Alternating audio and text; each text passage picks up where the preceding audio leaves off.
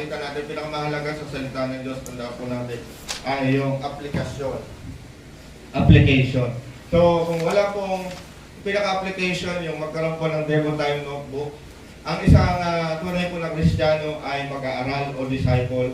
Kung hindi ka po seryoso sa pagiging Kristiyano, sasabihin mo po ay wala ka pong time para kay Lord, magbasa ng Bible at i-journal, i-take note yung mga Word of God, illumination na pinapakita sa inyo ni Lord doon, mga natututunan mo from Monday to Friday, personal devotion po yun.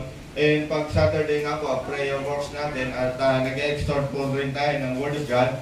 Iti-take note po yun. Nilagay ko po sa GC yung template, kaya wala na po kayong madadahilan o masisisi sa akin bilang pastor na hindi nyo naman kami pastor tinuruan kumain sa sarili namin. Hindi nyo naman kami tinuruan pastor na matutong magsubo. Para po ba isang magulang sa kanyang anak na bata o bata pa, 3 years old, 2 years old, di ba?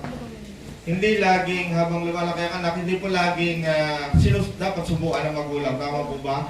Hindi dapat laging masanay na sinusubuan ng magulang. Tama po ba? Yes. Pag nasanay po na 5 years old na 7 years old ang anak na sinusubuan lagi ng magulang niya, ay nakakahiya po yun. Hindi lang po dun sa bata na bubulihin siya. Opo, no, bubulihin siya ng mga kapwa niya bata kapag gano'n, ay alam